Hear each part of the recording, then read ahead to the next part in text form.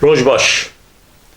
اولین هجا تماشاوان برومت سر اکران آروار تیوی اولین هجا ایرو هم لستودیه برنامه چریکن و که هند زانن هر دم خصوصی اف چند هفته برنامه کو ام چریکن درباره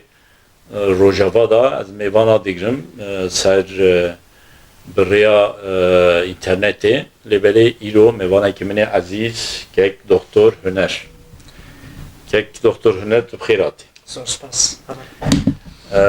دکتر هنر بخواج باشوری کردستانیه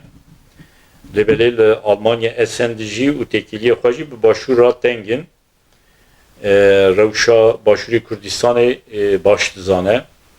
ایرو به تایبتی هم دخوازن سر روشا باشوری کردستان اینه که باقفن و دزانن او یعنی مهکیه برنامه ما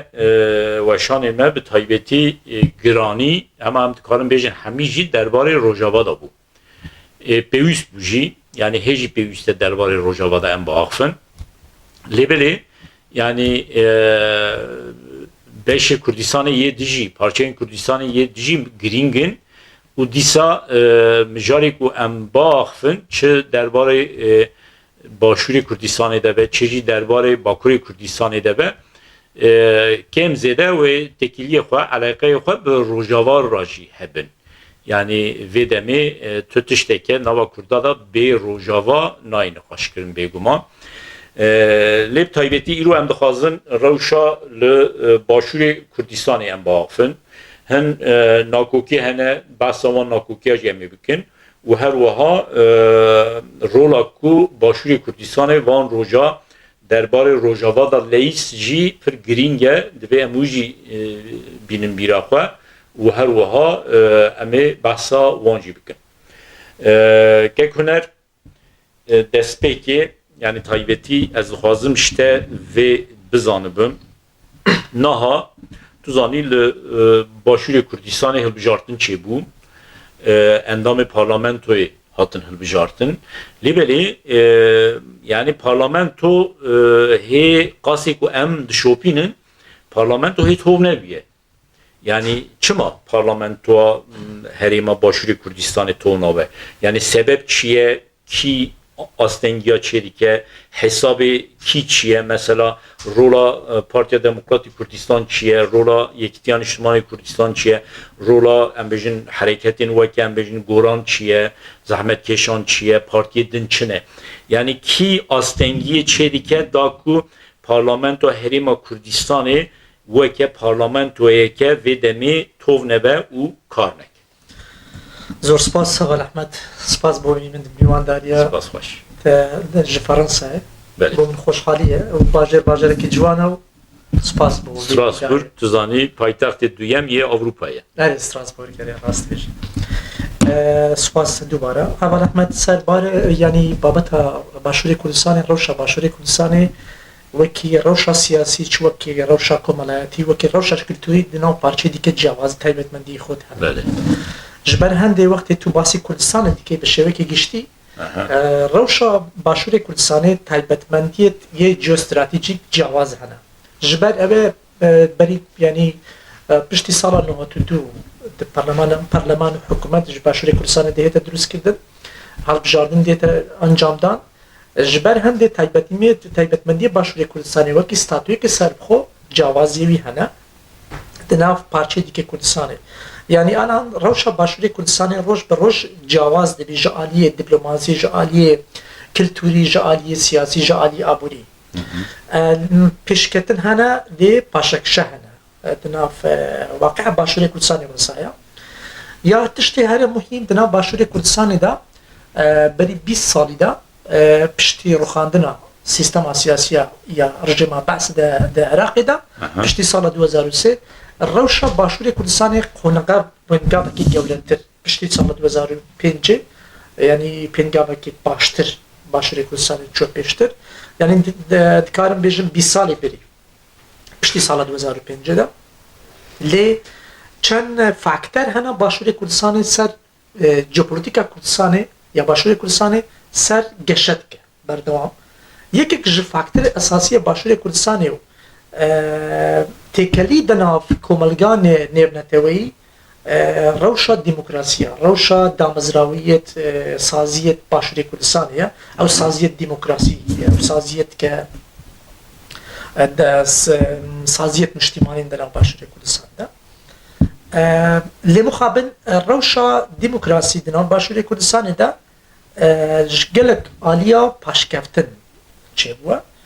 taybet yani berê daha baş bû berê daha yani formek baştir hebû piştî sala 2014 piştî hatina Daeş prosa demokrasî de Rojhilatê Navîn de paşekşek çêbûye Başûrê Kurdistanê ji wisa ew paşekşe bandorê ser Başûrê Kurdistanê ji dûst kiriye yani bu sebep ku Başûrê Kurdistanê xwe nava xwe da teng bike. بله یعنی اف تنگبونا سیاسی اف تنگبونا روشا دموکراسی روشا جواکت کمالگه مدنی جواکا یعنی دنگت آزاد روشا میدیا یعنی پاشکشک نگاتیو دیگه او بوت باندور دروست کردیه سر گلک آلیه دیگه آلیه کلتوری آلیه سیاسی آلیه جواکی آلیه آبوری آلیه سیاسی تایبتی yani azadiyen civaki hatiye tenkirin. Hatiye tenkirin yani ev rewşa Başûrê Kurdistanê me wekî dibêjin ew hevalê me yani parçeyê dike Kurdistanê ji dûr dibînin Başûrê Kurdistanê dibînin dizanîn yani Başûrê Kurdistanê kureya stratejiyê beşê dike Kurdistanê vêgavê lê tiştekî dike heye di nav navxweya Kurdistanê de Başûrê Kurdistanê de pizgirêk hene pizgirêkê siyasî hene pizgirêkê aborî mesela pizgirêkê siyasî taybetî ya ku bûye sebebê ku parlamento necive û kar nekeçiye ev pirsyarekê girîng e paşkirtina prosa siyasî di nav Başûrê Kurdistanê yekek ji sebebê wî ew ê yani hilbijardin li wextê xwe nehêtkirin eger hilbijardin wextê xwe encam den di katê xwe de encam bidin lê encamê wî nahên قبول kirin. Ve kengî hilbijardin çêbana? Hilbijardin elan yani mesela 2018 Oktobera 2018 hilbijardin ya Kurdistanê çêbû. Lazım bû piştî 4 sala dubara hilbijardin. Yani 2022 ya da cardin çêba. Elê. Lê muxabin 2020 çendî çêbû? 2024 2025 çêbû. Yani 24 sê sala dereng. Yani 2024 yani sala 24 da çêbû. Oktober ne sala par bû ne? Ew hilbijardina Encumena Nûnerê Iraqê bû. Belê. Lê hilbijardina Kurdistanê ya Başûrê Kurdistanê de 2024 da çêbû. 2024 yani 2 sala dereng çêbû. Elê 2 sala dereng çêbû. Ev pizgirêkin yani her carekî di nav her xulekî hilbijardinê de di nav Başûrê Kurdistanê ew pizgirêk hene. Ev pizgirêkiş yani tiştekî dibêjî wekî derencam dibête destê me da ew ê ji rewşa siyasî di nav Başûrê Kurdistanê de rewşa demokrasîk yê ne istiqrarê yani seqamgiriyê wê nîne damezrav saziyet niştîmanî wekî saziyet parleman wekî hikûmet wekî saziyet dadgah yani ew mehkeme desalatê dadwerî erê ew desalat di nav Başûrê Kurdistanê yani heta vê gavê nebûne desalatê niştîmanî pizgirêk xwe hene yani dibin bandora partiye siyasî dane erê dibin ji bandora siyasî de nav taybetî parleman ke rolekî zor girîng bandoriyeke girîng ji ser forma siyasî ser prosa siyasî ser prensîpê demokrasî hene yani tu wextê tu parleman îflêc dibît yani tu nikarî bêjît rewşeke istiqrara siyasî di nav Başûrê Kurdistanê hede ew hilbijardin yani Oktobera 2024 çêbû ta vêgavê hikûmet durust nebû yani kabînet hikûmet yê nû di nav Başûrê yani divê parlamento to bicive ku hikûmetê erê ta vêgavê nakokî di nav hêzên siyasî taybetî din bîna din pedekî û yenekê de ew pizgirêk nikariye hikûmetê çê bike yani çi dixwaze pereke çi dixwaze yeneke çi dixwaze ew herkes dixwazî yani yanekê partî pedekê dixwazî ev desalatê dibêjî ez yekemê hilbijardinê me lazim e ev min yani desalatê herê mezin وەکی دەسەڵاتی باندۆریاوە هەیە سەرۆکایەتی ئەنجومەنی وەزیران سەرۆکایەتیە هەرێمێ سەرۆکایەتی وەزارەتی سیادی تمام دەستی من دابن لێ پەدێکێ ئەو پەنجاویەک نەینایە تا بتوانێت بکاری هەموو تشتێک دەستی خودابی یەنێکێش دەخوازیت ئەو دەسەڵات دەبێژی بالانس دروستکەین لەگەل پەدەکێدا لێ ڕەوش ناکۆکیت بینی پەدەکی وێنێکی یان ناکۆکیت درێژ یعنی مێدیرۆکی هەنا دیرۆکی باندۆرە خۆی هەنا کاوێ گاوێ بەردەوامی هەیە ئەما تشتێکی دیکە هەیە لەناو باشووری کوردستاندا بەنرینە من باشووری کوردستانی لە پال ینی ئەو ڕەوشە سیاسی ئیستقراریە سیاسی دناو خۆدا هەیە پاشەکشێت دیموکراسی هەنا پاشەکشی ئازادی هەنا لێ وەختێ دۆزە ڕۆژاوای کوردستانی ئەو ئەخیرێ ئەمێن هاوەرمی نها نەکەبەوی یعنی تایبەتی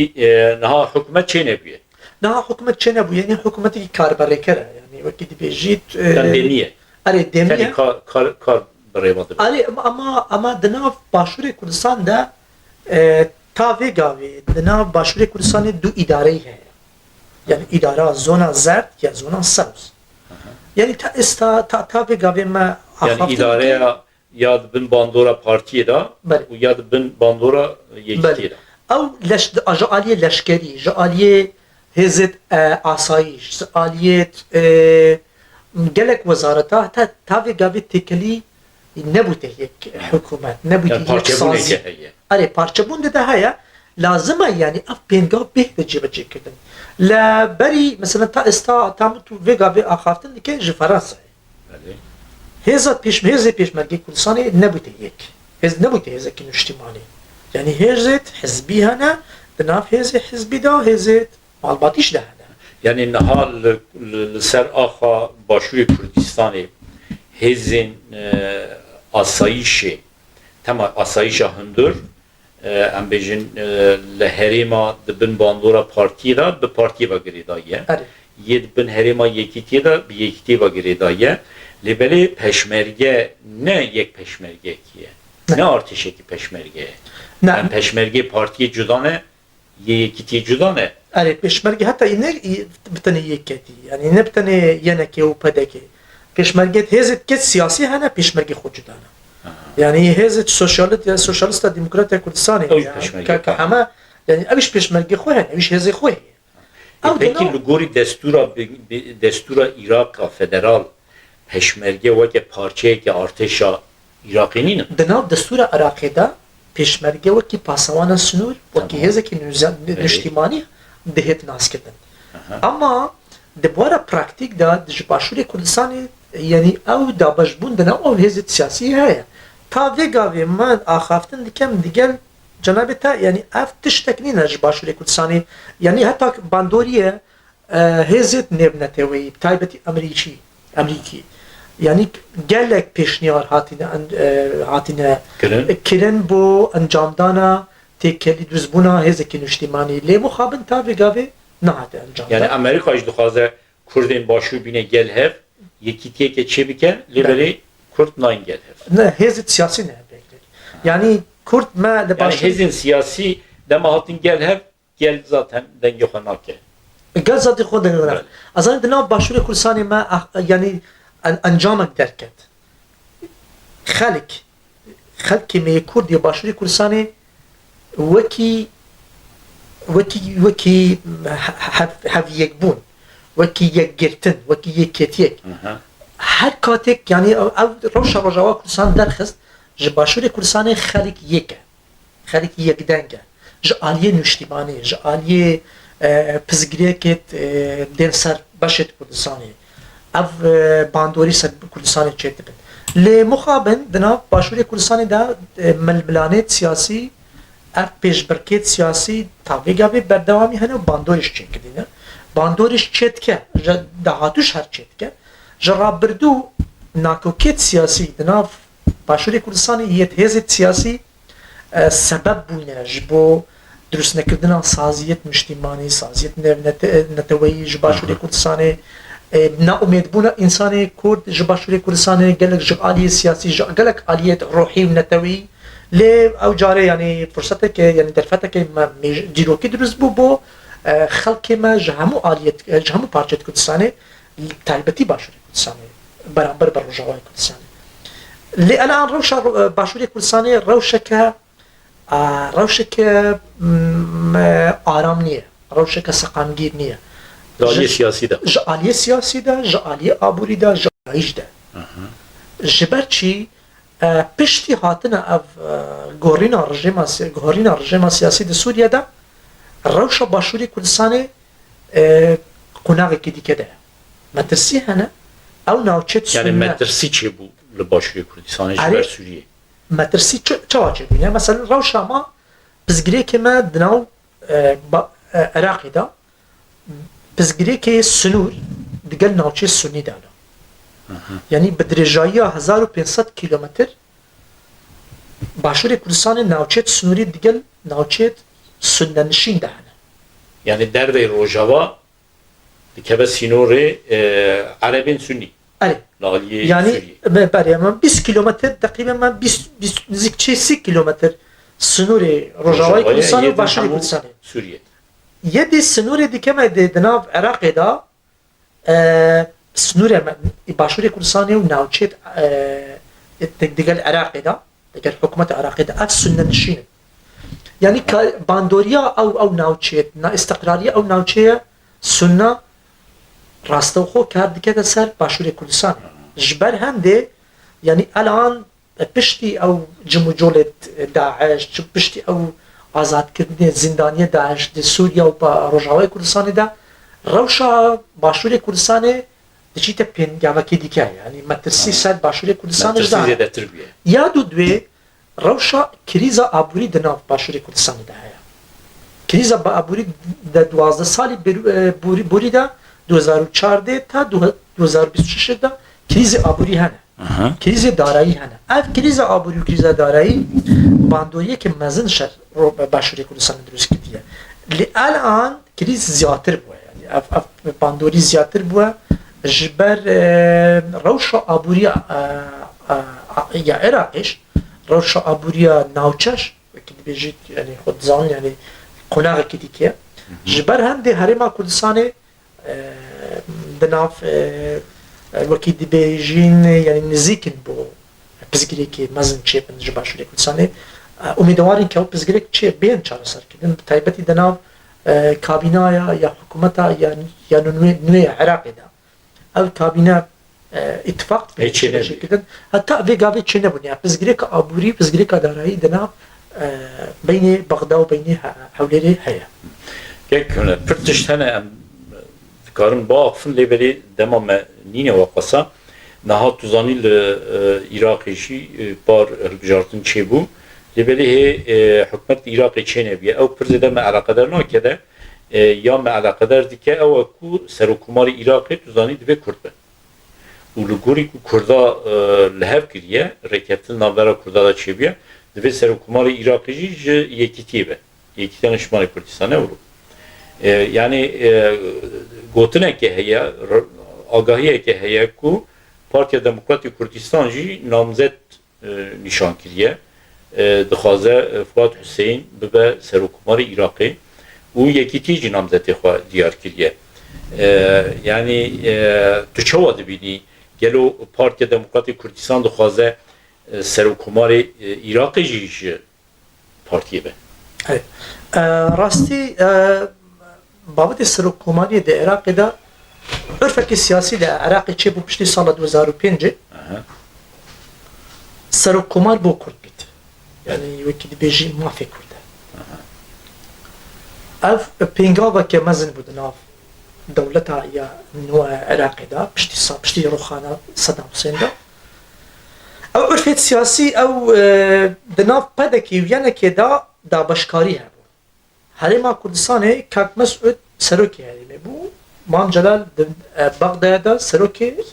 سروکمار عراقی بودو او حرف بو دناو دو هیز سیاسی دا وکی دا بشکاری بو لی پشتی نخوش کتنا مام جلال دا پشتی نخوش کتنا مام جلال مردنا مام جلال دا او رکوتن خراب بو Ama dîsa jî serokkomar tın ji yekîtî bû. اره جمته یکتی بو پارتیش نخواست یعنی وقت بیجی پست دیکت دنا حریم کردستان دا دنا باشور کردستان دست پارتی دا بون دست پده که دا بون Hec bûye. از جوله تابع گابش وسایا اف پست سروکمار بو یکتی بو وکو عرفك سیاسی بو یکتی بو لی او کاندیدیت بون سروکمار کاندیدیت پارتی پده که یعنی که ململانه وان سر شخص بود یعنی سر اوی که کیش بیت سروکمار کی نبیت سروکمار پرسا سروکمار در عراق دا پرسه که کردیه Belê. نک پرسه که کردی عراقی بی بله، یا بله. پرسه که کردی شیعی بی یا پرسه که بله. کردی سنی بی Yani divê Kurd be, Kurd nabaxwe de hal. کرد ناف خدا چارەسەریەک بهێن فۆرمێک میکانزمێک بێتە جێبەجێکردن بۆ هەڵبژاردنە سەرۆکێکی کۆمارێ عێراقیدا کە ئینسانێکی کوردە لێ مخابن ئەف سەرۆک کۆمارێ پشتی مام جەلال بوونە سەرۆک کۆمار تایبەت چارچارچەلی بوریدا پۆستە سەرۆک کۆمار پۆستێکی مەزنە گەلک دەبێژن پۆستە سەرۆک کۆمار دنا عراقیدا پۆستێکی تەشریفیە لێ وەسانیە Ne sembolik. Ne sembolik? Ve giring e. gelek giringe yani dikari ev ji aliye diplomasi, ji aliye siyasi, ji aliye strateji, ji aliye doza Kurd her çar parça Kurdistan'ı rolü xo bihete Belê. درست که رولی خود دکاره بلیزد. دکاره بلیزد دکاری گلک باش بلیزد لی مخابن او کسی کاندید بون بو سرو کماری پشتی یعنی برم ساله یعنی کاراکتری وی جی کاراکتری ندی که باشتر بو او جماعت دی که بون سرو کمار الان کس یعنی که دی بیجی او عرفه که پوست سرو کماری امنه Belê. Em jî wilo dizanin. اره او عرفه که سیاسیه دابشکاری که سیاسی ہے دنا باشوری کردستان دنا اب پوستت سیادی اب پوستت سروکایتی دنا باشوری کردستان لی پزگیره که یعنی من بری چند روزه تو بطاره که بچوک نیسی یعنی اگر یکیتی خازی یعنی ینکت خازی روشا کردستان باشتر بکه Aram be. آرام با باندوریا خوش جعالی دیپلماسی و حریمی سر سیاست نافچی دروز بکه و بخوازی تشتکش بو دوزا کرد بکه باشتره کسی که قابلیت کاراکتری وی هبی Tamam. سیاسی بی بکاری در دوزا کرد جوی قناغی مترسی ببتا قناغی که دیگه ده. باشتر یا ابدت Kime kesek ya wilo navê. آره اف کسی سرو کماره الان که پولیتیکا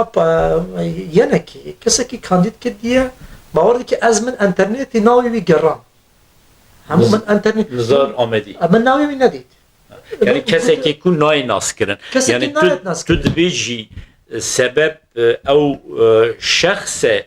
ku partî naxwaze bibe نه serokkomarê Iraq. او یک سبب او من او سبب Yani دیبیجم او armanca partiyê ne ew e ku serokkomariya Iraqê jî bikeve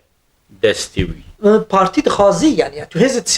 سیاسی او تشتکی نورماله هر حزب که سیاسی دخوازی همون پست دیگه بخور Normal ama rêkeftineke çêbiye divê serokkomarê Iraqê ji yekîtiyê ve serokê herêmê jî ji partiyê ve ama anha partî dixwaze serokkomarê Iraqê jî bikeve destê wî ê serokê herêmê jî destê wî dayê. بنرین من هوالا Ev heqsizînî ne? اری بری حقیقی یعنی او بالاش چه دوست نکه Belê. لی بنرین من پدکی نخوازی سر کماری بری Ha naxwaze. نخوازی اما فشار دیگه چه فشار دیگه باندوری درست دیگه کارگری خود درست دیگه و ورقه دیگه سیاسی سروی مسئله چهارصد دیگه چه پدکی اگر بخوازی سر کماری بری کاندیده کی به حزب بده Ne bihêze. Yekû niha namzet nîşan kiriye Fuat Hüseyin. نه وکی کاندیدی که وکی بهزه بیت سر و کمر دجا آلیه نو پارتی دا پدکی دا نه بهزه یعنی Ama کسی kesekê ku tê naskirin. تین هست کده Ji Nizar Amedî zêdetir tên. آره وکی کوالیفیکیشن وکی کوالیتی نظر آمیدی هم بتواناتره همش ناسکریتره Belê. لی بنرین من پدکی نخوازی افسر و قیاتی کمر ور بگی وی قناقی اما دخوازی کسی که بیت سر و کمر جوان نزید بید Yani tu vê dixwazî bêjî partî naxwaze serokkomariya Iraqê bigire lê belê dixwaze yekîtî keseke din daha bihêz weke kandîda نامزد درخپیش باور دکم یک پدکی نخازی کسی که زور بهست بیت سر کمر و نخازیش کسی که زور بهست بیت سر کمر ندخوازه یکی بهیز به نه یکی بهیز به آره اول نرینا شخصیه یعنی لگوری تا کی مثلا کی کاره ببد تو باش ناست کی یکی کی آره من مثلا کی هنه ناوی چند کسات کاری بیشی من نزانم يعني او براستي من نيكتي من بدك من بزانم يعني بس يعني ديسا برهم صالح ببا برهم صالح نافي قبل او بوستك ديك نتوي قلتوا بله نتوي او بوستك بس من وكي نمونه وكي او نمونه باسكت بله برهم دناف كاركتر ديك وكي بوست سروكوماري جو ان ديك بتواناتر من ناخذ او انسان ديك انسان نباشن بله لتوانا بريو بردنا ريبابريا سروكوماري يعني روشا عراقي دا وروشا هريمي دا روشا نمنتوي دا يعني هيزو زانستي اوان تير ناكد بيش أري يعني من بنرينا من يعني نزار عميدي قابليتها نزار عميدي او انسانية بيتسلو من احترام بو انساني اللي من سلوك كومار نابيدن كينجي اف مجاروي چاره سر ببر لگوریته تو چه واد بینی؟ باور ديكم یا كينجي و دوام بکه؟ باور ديكم هفته آینده او هفته پیشیامه؟ آره هفته پیشیما يعني او پزگریک بهت چاره سر لم پزگریک باشوری کردستانی نپس مثلا او هاته چاره سر کرن شونده پزگریکی نافخوایی تگوت پر ازانی پزگریک باشوری کردستانی دنا پارتی وی کتی دا نه پزگریک پوستن بتنی پوست پزگریک که سرطاییه پزگریک باشوری کردستانی پزگریک دیروکی نه دنا بینی او دو هزادا يعني ديروكا ودو درجة ديروكا هفته 80 سالي تقريبا 6 سالي بري ديروكا من ملاني هيدنا او هدو يعني چیه اف ناکوکی دنا برا تایبتی هزادا ناکوکیه که ایدئولوژیکه یا ناکوکین برجواندین آبورینه بري ايديولوجيك بو اللي الان ململانه او دي ناکوکیت بینت پدکی و ینکی یان دبیجن او ناکوکیت او هزله پدکی نزیکن او هزله ینکی نزیکن چوکا وی گاوی اول هم تشتك لباشوري كردستان دروز بوا او واقع که وصايا اپوزيسيون دنا باشوري كردستان نمايا اپوزيسيون تواب يعني اپوزيسيون كشتنه يعني اپوزيسيون تشتك باشوري يعني تاني بارتي و يكي تيمايه تاني بارتي و يكي تيمايه اف پارتی یکتیش که ماینه ملانه ناکوکت دیروکی ناکوکت سیاسی ناکوکت آبوری هنه بکاوی لی روشا باشوری کردستان افتری ناکوکی نیه روشا باشوری کردستان روش جیرخانی هنه جیرخانی مروی پرورده باشوری کردستانی لازم ریفورم هیده چه بجه کنم چه مثلا؟ بنرينا من جباشوري كردستان هي هرم مهم ريفورما كومالاتيه يعني ريفورما هري مزن چیه؟ كومالاتيه ريفورما مزن كومالاتي پروردهي السياسي بهت جبجي پرورده جواکی هم بیشن اي نعم بيجين كومالاتي و بيجين جواكي بله پروردهي تربيه خويندنه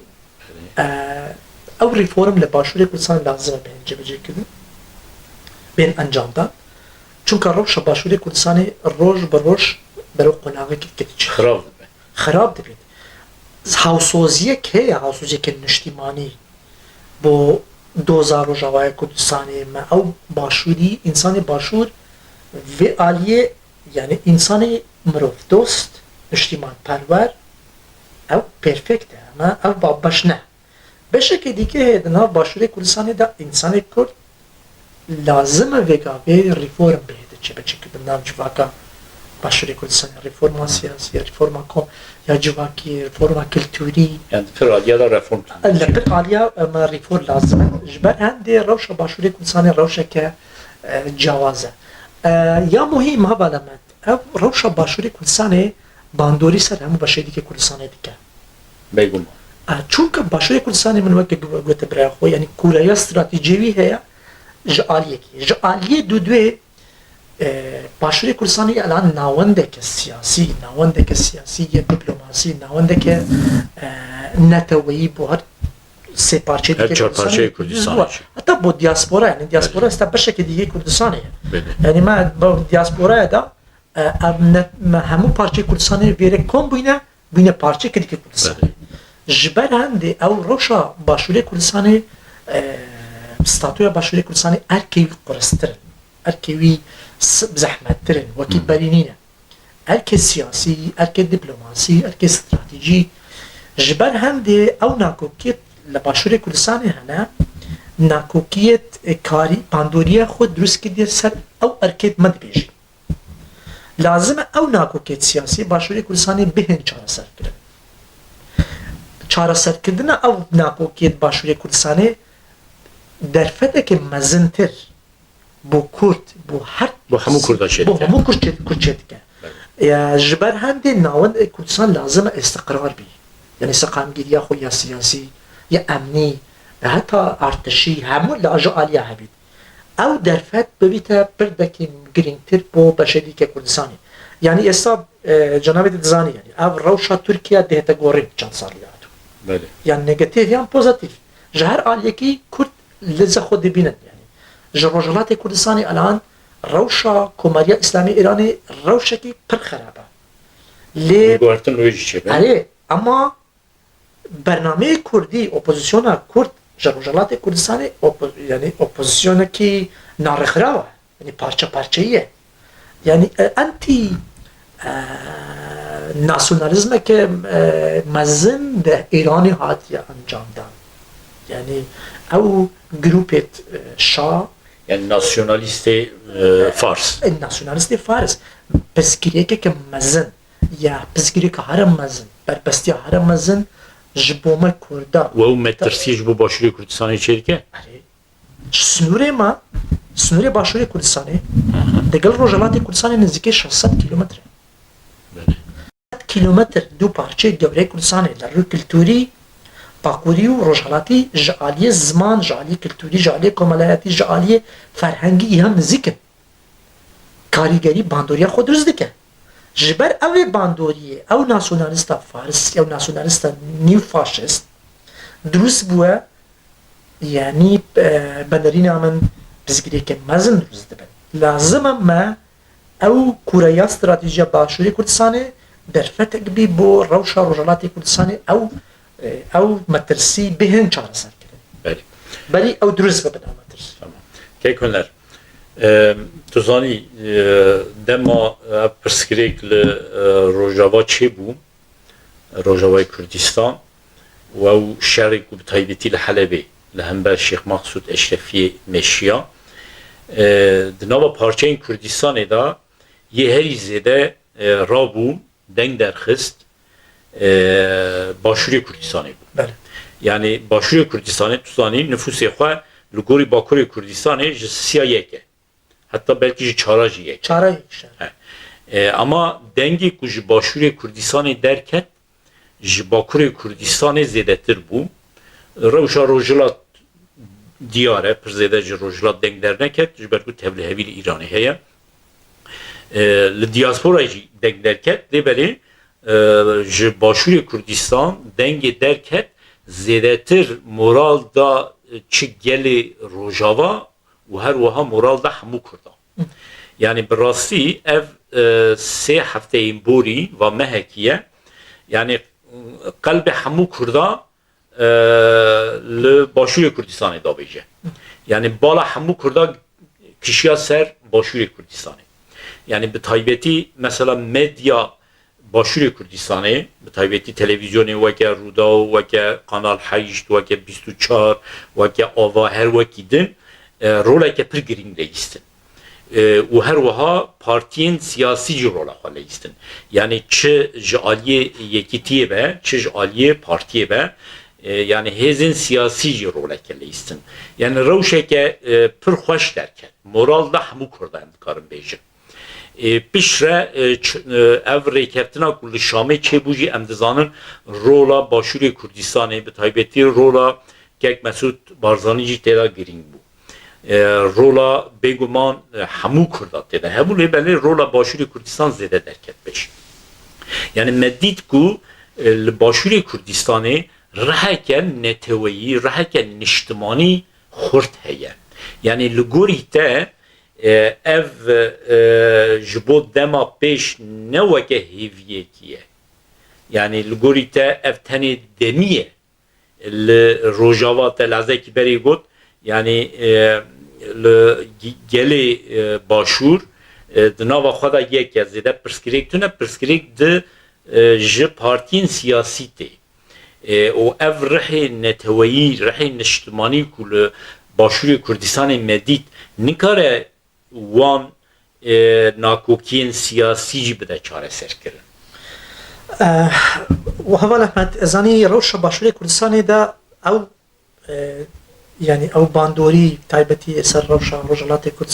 رجاوا كردستاني دروز بو رجاوا وقتی روشا رجاوا کردستان او دست پیک کرد یعنی برای خرابتیشون شو پاشکشیت قصده هر باجرت کردستان باجرت متابعت شر الحلبی چی؟ آره او جوی دو بندری نامن دو فاکتور سرکی هبون دو فاکتور سرکی هبون بون سبب راب زیاده دنگ در واقع یا که روحا نتوی روحا نشتیمانه دناف انسان باشور مایا لی ناامیدیه که جعالیت سیاسی و جعالیت پسگیری که آبوری و پسگیری که آبوری کریز آبوریا باشوری کردستان من گفت 12 سالی بوری دا روشه که باندوری که خراب سر انسانی باشوری کردستان درست کرده بو یا دوی او ناکوکت سیاسی تیزت سیاسی ناامیدیه که ورد شر انسان باشوری کردستان درست کرده بو پاشکشی هزت اپوزیسیون دناو باشوری کردستان ناامیدی که مزن با انسان کرد چکیه اوش باندو سببه که او سبب بونه انسان باشوری کردستان ما گلک جار حوالی ما جی پارچه دی که کردستان جی دیاسپورا جی باشوری کردستان دی گود انسان کرد جی باشوری کردستان پاسیو بوه لی مخابن انجام وصانه بو پاسیو مهوه وقتی روشا روجاوای کردستان تک چو انسان کرد جباشوری کردستان تک را جهمو آلیه سیاسی جهم او انسانی که نام بجداری حلب جاردن آشنا کرد یعنی من تشتکی بجمع برای خود یعنی آخر حلب جاردن یعنی یا پرلمان عراقی کرا اکتبر 2025 رژید بجداریت حلب جاردن دا باشوری کردستان دا کم بو گلک یعنی 150 لی وقتی روشک وسا دناو روجاوای کردستان دهیت دروست کردن روشا کرد دکویت مترسی انسان کرد را دبی چاوا شباب چیه؟ جبر چی؟ یعنی تقریبونا هلبجارتنان پر زیده تشتکی نشتمانی نینه انسان باشور نه بو انسان باشور او گرینگیاوی نهاتیه انجام نهاتیه دستی ویدا لی وقتی روشا آسایش بو انسان که کرد بول پارچه که کردستان دروست دبید او جهمو آلیه آماده هاوکاری بکه جعالیه روحی جعالیه فیزیکی جعالیه مالی جعالیه عبوری جعالیه دارایی هر جعالیه که دی که او روح نمریه لا باشوری کردستان ده یعنی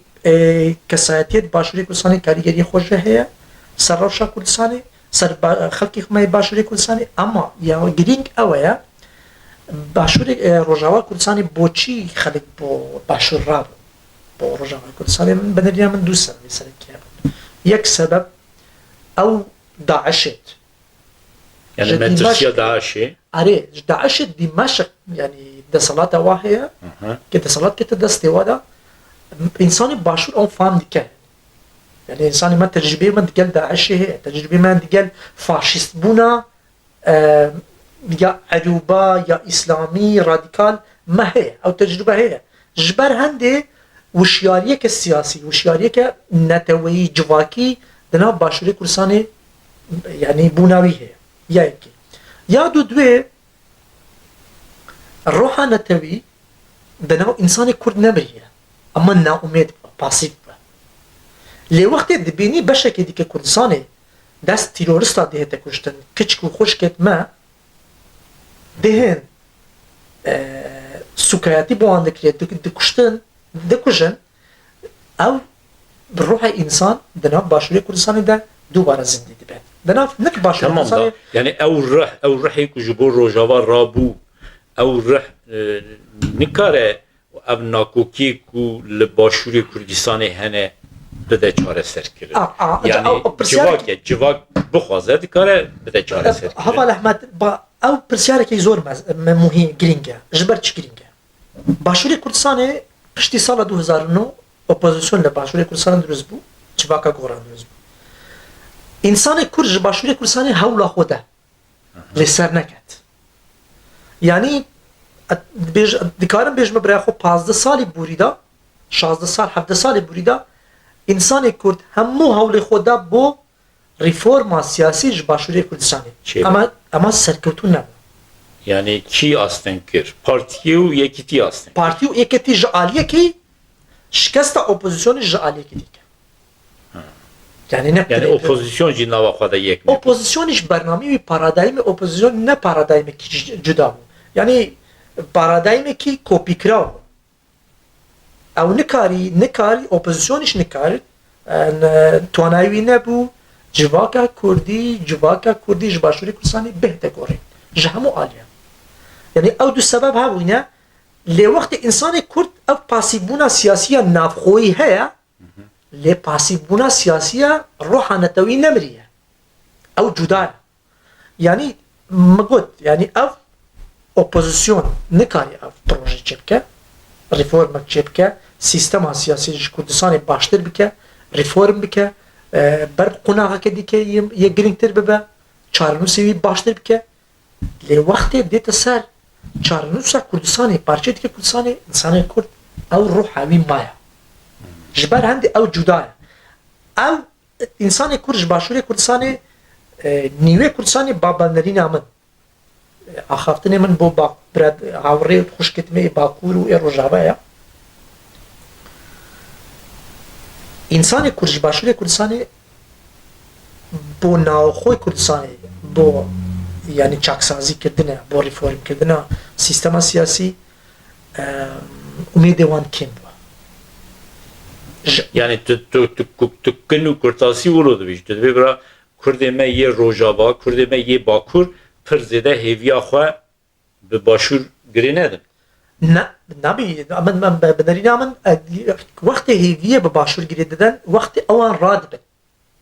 Wextê ewan radibin insanê Başûr hawkariya wa dike. İnsanê Başûr hawkariya wa dike. Mesela na hêviyeke wilo çêbûye. Kek hûne nava Kurda da bi taybetî ev yani di nava vê meha dawî da hewldanê ku ji Başûrê Kurdistanê derketin ji bo Rojavayê Kurdistanê na hêviyeke wilo di nava em bêjin qadên cur berû civaka Kurd de çêbûye bi taybetî mesela di nava rewşenbîra da jî hêviyeke wilo derketiye pêş ku bi rêberiya Başûrê Kurdistanê yekîtiyeke neteweyî çêbe. Yani hêviyeke wilo heye. Tu çawa dibînî? Ew giring e yani mesela ser rewşa Başûrê Kurdistanê kanalê diplomasî xwe hene. Yani ew giring e bandoriya giring e bo ser doza Kurd bo ser yekîtiyeka Kurd ke durust bibît lê parçeyê dike Kurdistanê yani binêrîna min Kurd kontekstekê nav Kurda Kurd yek nav yek kontekste ama bi çar kontekstê cuda. Vê gavê bi çar kontekstê cuda ye. Rewşa Bakur cuda ye. Rewşa Rojava cuda ye. Rewşa Başûr ji hemû aliye cuda ye. Rewşa Rojhilatê cuda ye. Lê wextê pizgirêk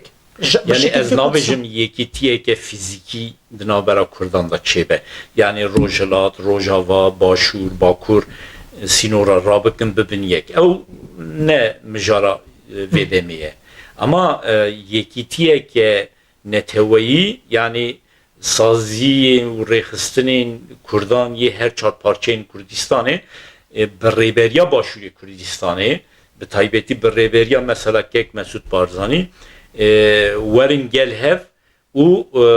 hewake rehayeke neteweyî bidin çêkirin.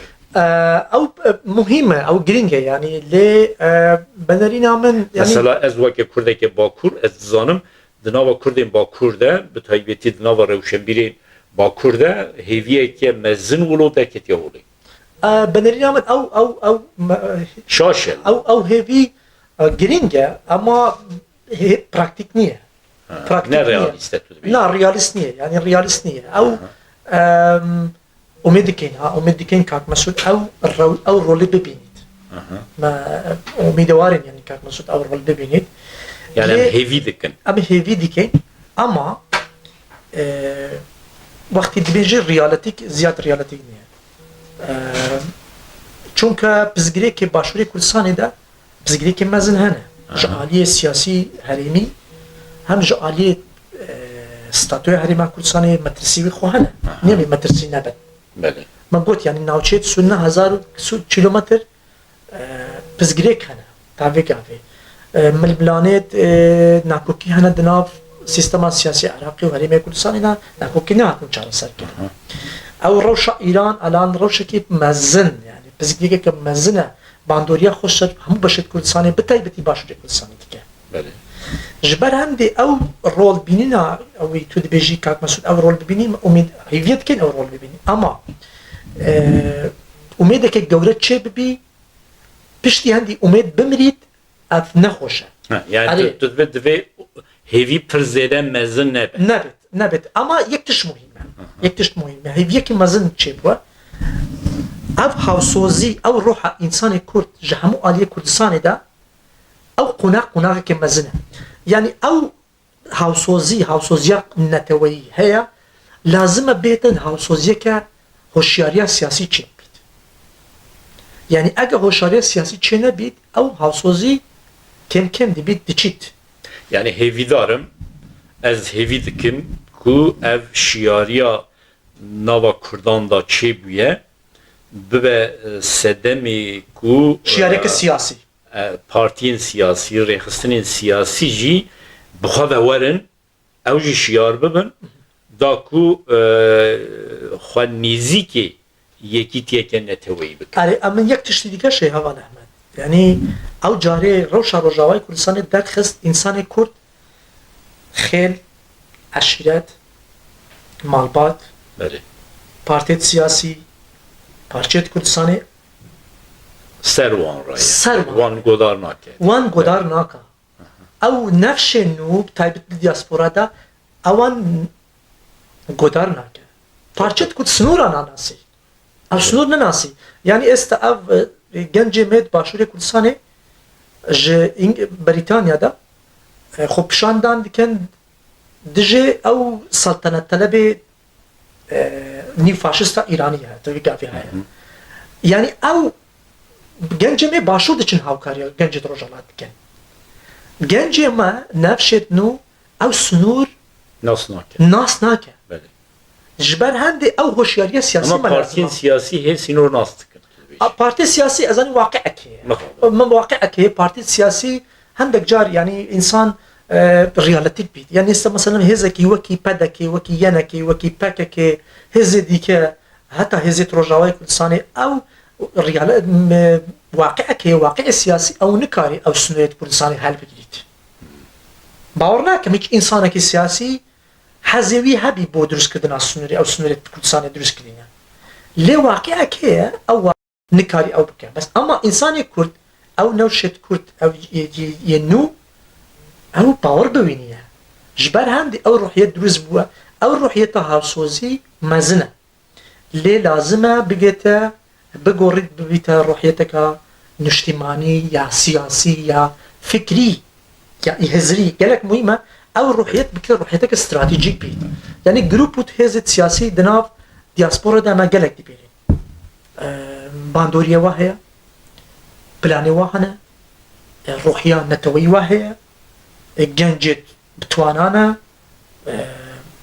رولي واهية دناف جواكت أوروبا دا دناف دسازيا دا لي هوشياريا سياسي همو بيك با هشتا او هوشياري سياسي دروس نبوا ما لازمه كارز جوي هوشياريا سياسي بين او هوشياري سياسي دروس ببيت بينقاضا كمزن ديت الجبه چكتن Kekuner spas dikim bes demê pêş te bi taybetî em ez dixwazim bi te re bernameyeke yani biriya internetê be belkî derbarê diasporayê da çêbik yani mijara diasporayê girîng e spas dikim tu hatî Spas bu tuşka. Spas bu Ki miwandari. hoş bum tenas kir. Spas. Evidarım ji ber şunda em car carna bernama çekin taybeti ez dibinim ku tu keseke sporî taybeti derbarê Başûrê Kurdistanê de pêwîstiya me bi zanabûna te heye. Spas dikim. Spas dubara. Spas bu miwandari. Hevalên hêja temaşevanên bi rûmet em gihîştin dawiya vê bernameyê. Ez kê xweş bûn min kek doktor huner kir mêvan îro heya carekê din bi min xweşî de silav hürmet.